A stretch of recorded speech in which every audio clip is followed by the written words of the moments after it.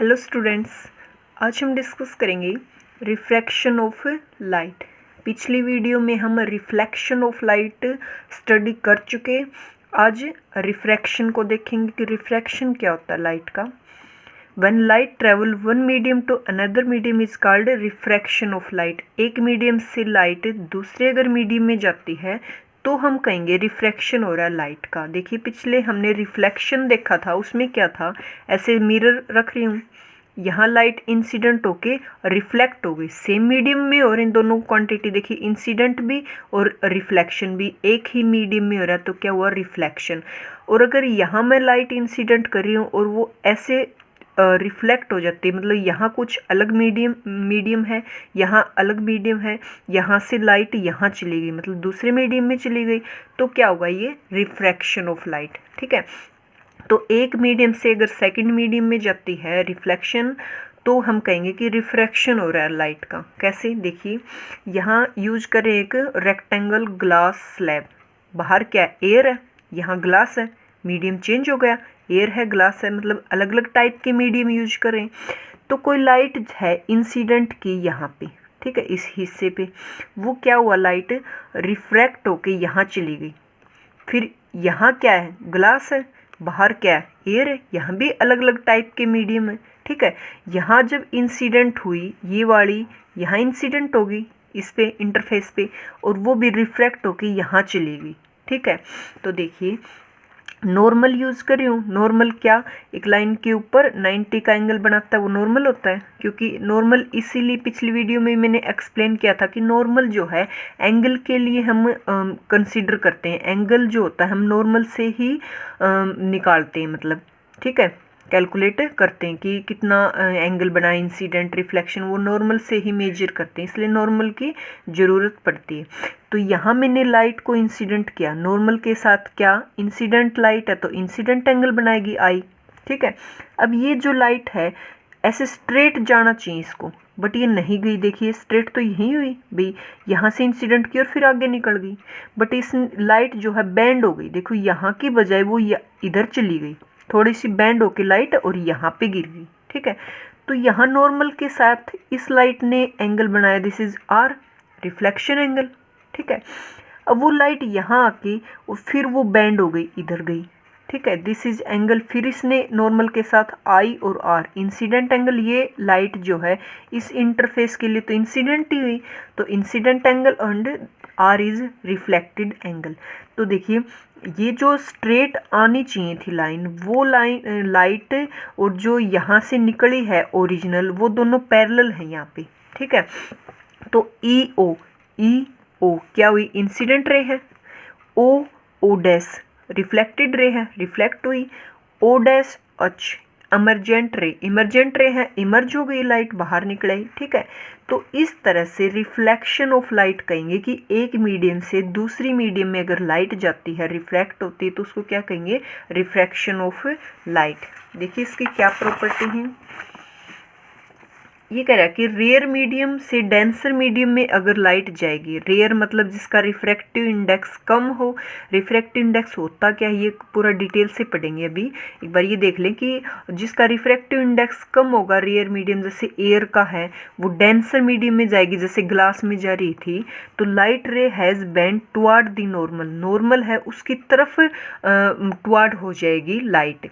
Denser से rare में जाएगी तो light band away from the normal, normal से दूर चली जाएगी। कैसे, एक बार यहाँ देखिए समझिए, रेयर मीडियम था, डेंसर था, डेंसर की तरफ जाएगी तो जानी यहाँ से चाहिए थी लाइट, और वो इधर चली गई, नॉर्मल के टुवार्ड चली गई। ठीक है, और डेंसर से रेयर में जाएगी तो देखिए जो ये लाइट थी स्ट्रेट तो ये ऐसे हो रही थी, पर ये दूर चली गई, away from the normal. Away from normal कहाँ हो रही है, डेंसर से रेयर जाएगी, टुवार्ड दी नॉर्मल कब हो रही है, रेयर से डेंसर में जब लाइट जा रही है। ठीक है, दो प्रॉपर्टीज की याद रखनी है भी। अब देखिए लॉ है, law of refraction of light क्या क्या है, incident ray, reflected ray, normal to the interface of the two transparent medium at the point of the incident, all lie in the same plane, तीनों ही same plane में लाई करते हैं, incident ray भी, refracted रे भी और नॉर्मल भी। ठीक है, this law is also known as Snell law of refraction. जो रिफ्लेक्शन है लाइट का उसको स्नेल लॉ ऑफ रिफ्रैक्शन भी बोलते हैं। क्या होता है स्नेल लॉ? डायरेक्ट न्यूमेरिकल में भी यूज करेंगे हम। Sine incident angle, i is incident, ठीक है, and sine reflected angle is equal to क्या होगा? कांस्टेंट होगा। Sine i by sine r is equal to constant. और ये जो कांस्टेंट है वो क्या है? रिफ्रैक्टिव इंडेक्स है। This constant value is called the refractive index of the second medium with respect to the first. Second medium का refractive index है फर्स्ट के विद रिस्पेक्ट में, वो किसके इक्वल होता है? Sine i by sine r. Snell law बोलते हैं इसको। डायरेक्ट न्यूमेरिकल में यूज करेंगे तो इसका कंसेप्ट और अच्छे से समझ आएगा कि एक्चुअल में ये होता क्या है, कैसे यूज होता है इसका। वेयर आई क्या है? एंगल ऑफ इंसिडेंट, और क्या है? एंगल ऑफ रिफ्रैक्शन, ठीक है। अब मैं बात करी थी रिफ्रैक्टिव इंडेक्स की, तो वो क्या होता है? देखिए, कोई भी मीडियम कितना डेंसर है दूसरे के कंपैरिजन में, रेयर मीडियम के कंपैरिजन में कितना डेंसर है, वो किससे हम फाइंड आउट करते हैं? उसके रिफ्रैक्टिव इंडेक्स से ही पता लगाते हैं, ठीक है। क्या होता है रिफ्रैक्टिव इंडेक्स? देखिए, we have already study that ray of light that travel from one medium to another medium will change it direction in the second medium. ये हम पढ़ चुके कि एक मीडियम से दूसरे मीडियम में लाइट जाती है तो उसकी जो है स्पीड जो है चेंज हो जाती है, ठीक है, ट्रैवल की। तो डायरेक्शन भी चेंज हो जाती है। जैसे रेयर से डेंसर में जाएगी तो टुवार्ड दी नॉर्मल हो जाएगी, डेंसर से रेयर में जाएगी तो अवे फ्रॉम दी नॉर्मल हो जाएगी। तो डायरेक्शन चेंज हो रही है। किसकी वजह से डायरेक्शन चेंज हो रही है? रिफ्रैक्टिव इंडेक्स की ही वजह से। कैसे? देखिए, ये फिर से मैंने मीडियम ले लिया। यहाँ बाहर एयर है जो कि मीडियम 1 नाम रख रही हूँ मैं। यहाँ ग्लास है, मीडियम 2 ले रहे हैं, ठीक है। ये नॉर्मल लिया। कोई लाइट को इंसिडेंट किया, इंसिडेंट एंगल बनाया नॉर्मल के साथ, ठीक है। लाइट का रिफ्रैक्शन हुआ तो नॉर्मल के साथ आर एंगल बना रही है, रिफ्रैक्शन आर, ठीक है। तो देखिए, लाइट स्पीड वैक्यूम में हमेशा लाइट की स्पीड क्या होती है? 3 × 10⁸ मीटर पर सेकंड। एयर में या वैक्यूम में कह सकते हैं कि लाइट की स्पीड सबसे मैक्सिमम होती है, सबसे ज़्यादा यही होती है वैक्यूम में लाइट की स्पीड, जो कि इतनी है, ठीक है। v1 क्या लेंगे अब? Speed of the light in medium 1। यहाँ मीडियम 1 है, सपोज कर लिया लाइट जिस स्पीड से आ रही थी वो v1 स्पीड है। सेकंड मीडियम में जो लाइट की स्पीड रही वो v2 है, ठीक है। दोनों मीडियम में हमने लाइट की स्पीड को v1 v2 राम रख लिया। देखिए, refractive index is denoted by n21। 21 क्यों लिया?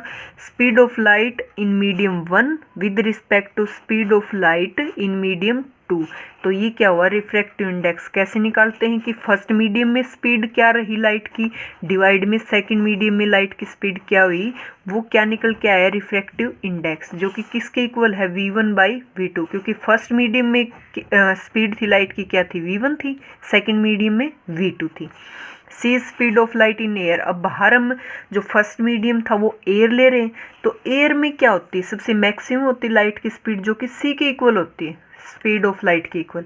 तो यहाँ जो रिफ्रैक्टिव इंडेक्स है, फर्स्ट मीडियम में जो लाइट थी वो सी रख लिया, एयर में तो सी मैक्सिमम होती है, सेकंड मीडियम में वी कितनी भी हो सकती तो वी कंसीडर कर लेंगे। तो रिफ्रैक्टिव इंडेक्स की जो वैल्यू निकल के आई वो क्या हुई?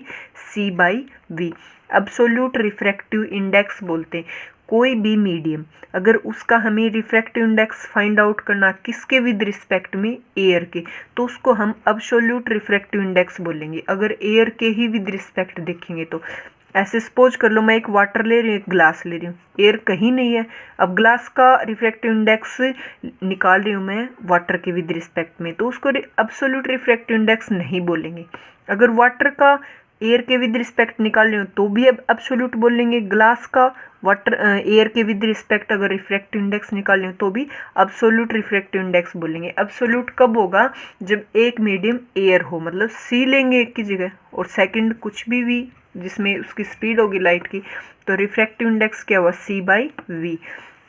कुछ रिफ्रैक्टिव इंडेक्स हैं, बुक्स में बहुत सारे हैं, पर जो नॉर्मली न्यूमेरिकल में यूज होते हैं, जो इम्पोर्टेंट हैं, वो सिर्फ मैंने लिखे हैं। देखिए, एयर का रिफ्रैक्टिव इंडेक्स कितना होता है?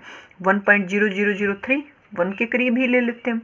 आइस का क्या होता है? 1.31, वाटर का 1.33, ग्लास का 1.52।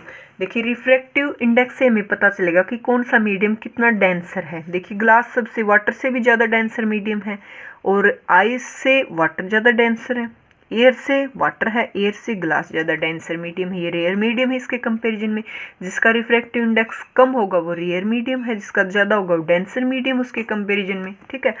अब बात करें कि रिफ्रैक्शन है स्फेरिकल लेंस का, तो इमेज कैसे बनती हैं, किस नेचर की बनती हैं, किस साइज़ की बनती हैं, वो सभी देखेंगे। देखिए फर्स्ट हमने लिया है यहाँ पे कन्वेक्स लेंस एंड सेकंड लिया है कनकेव लेंस। मिरर हम पिछली वीडियो में यूज कर चुके, कनकेव मिरर, कन्वेक्स मिरर। अब हम इस वीडियो में डिस्कस करने वाले हैं convex lens and concave lens, ठीक है।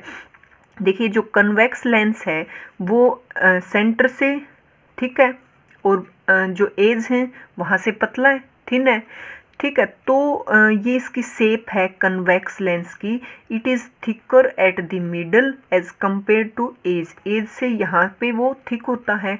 और जो कनकेव लेंस होता है it is thicker at the edge than at the middle, middle की बजाय एज पे वो ज़्यादा थिक होता है। कौन? कनकेव लेंस, ठीक है। Convex lens converge all light, जो भी लाइट इंसिडेंट करेंगे कन्वेक्स लेंस पे वो एक जगह कन्वर्ज कर देगा, इकट्ठी कर देगा लाइट को, इसलिए कन्वेक्स लेंस है उसको कन्वर्जिंग लेंस भी बोलते हैं, ठीक है। और जो कनकेव लेंस है वो क्या करेगा, लाइट को फैला देगा, चारों दिशाओं में डाइवर्ज कर देगा लाइट को, इसलिए इसको डाइवर्जिंग लेंस भी बोलते हैं। किसको? कनकेव लेंस को, ठीक है। डाइवर्जिंग लेंस है और ये कन्वर्जिंग लेंस है, ठीक है। कैसे? देखिए इनफाइनाइट से कोई लाइट इंसिडेंट करी, इसने एक जगह इकट्ठी कर दी, कन्वर्ज कर दिया लाइट को, और इसने चारों दिशाओं में फैला दी, ठीक है, डाइवर्ज कर दी लाइट को, जो कि इनफाइनाइट से इंसिडेंट करी। ये पॉइंट और देख ले एक बार, वो सेंटर ले लिया लेंस का। यहाँ पे f1 is focal length, focus point है f1, f2, तो ये दोनों ही क्यों लिए, f1 ले लिया, यहाँ पे f2, यहाँ पे 2f1, यहाँ पे 2f2। देखिए ये कह रहा है कि अगर लेफ्ट हैंड साइड से लाइट ऑब्जेक्ट रख रहे हैं, लेफ्ट हैंड साइड इंसिडेंट कर रहे हैं लाइट लेफ्ट हैंड साइड से, तो राइट हैंड साइड पे फोकस करें लाइट, कहाँ पे? f2 पे।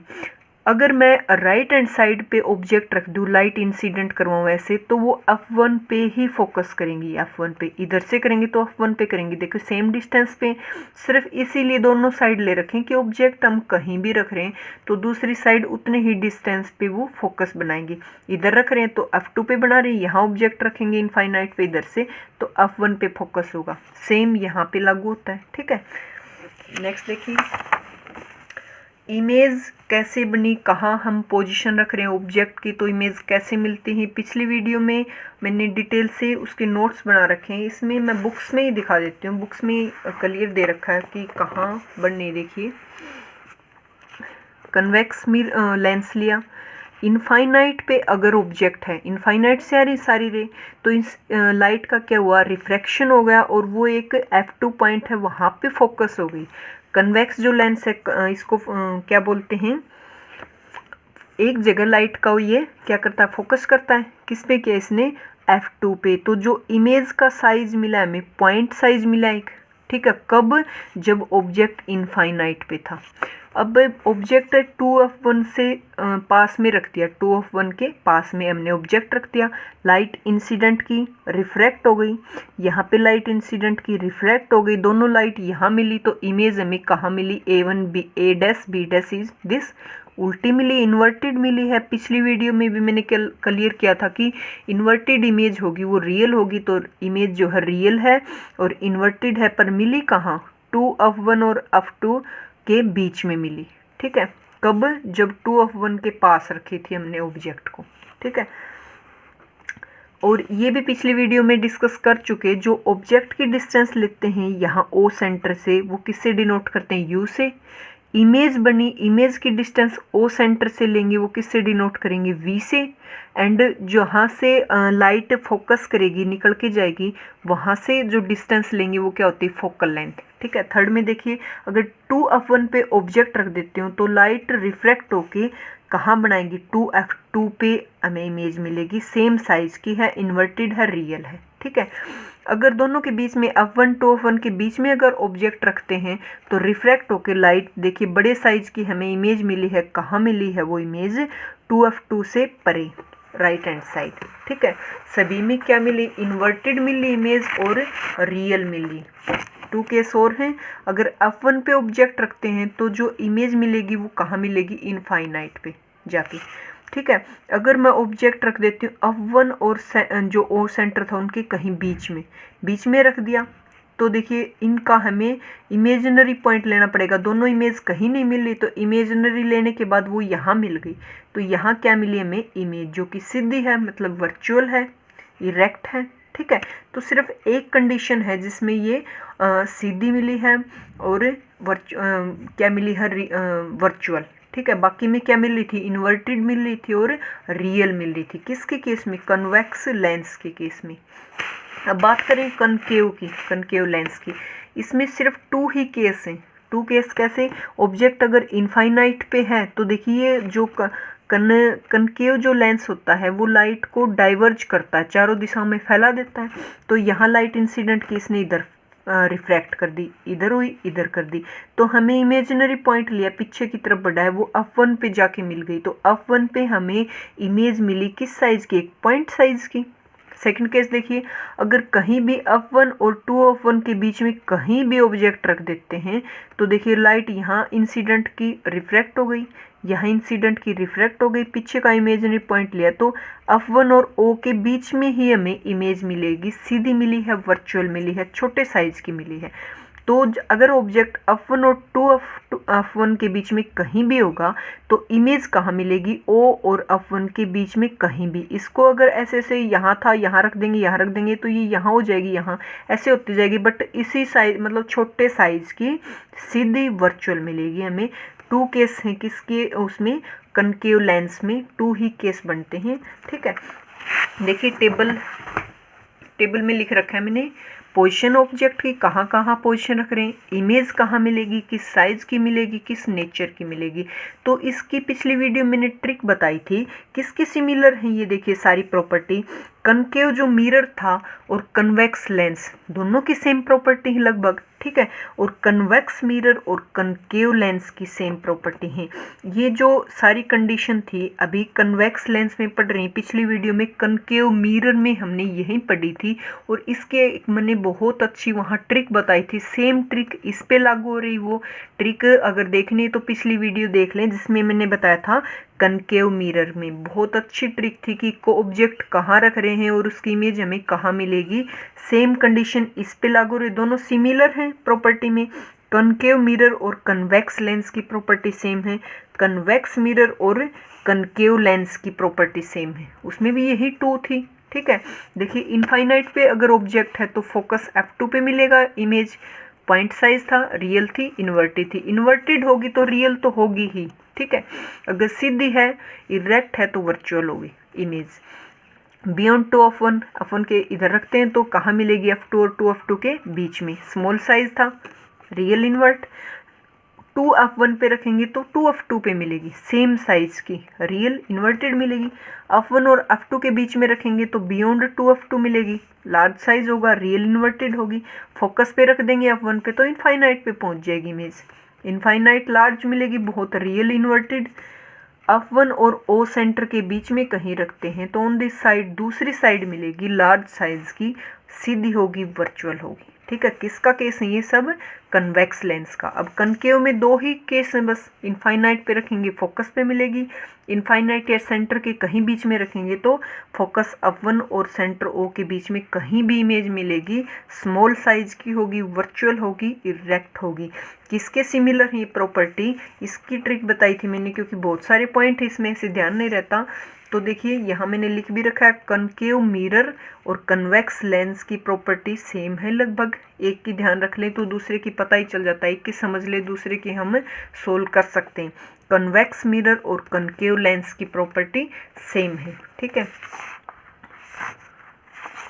देखिए नेक्स्ट वीडियो में हम न्यूमेरिकल हैं और लेंस फॉर्मूला है जो कि इम्पोर्टेंट है, जिससे न्यूमेरिकल सोल्व करते हैं, वो सभी डिस्कस करेंगे नेक्स्ट वीडियो में। Thank you. अगर पसंद आई तो लाइक करें, अगर नए हो चैनल पे तो प्लीज़ सब्सक्राइब करें चैनल को।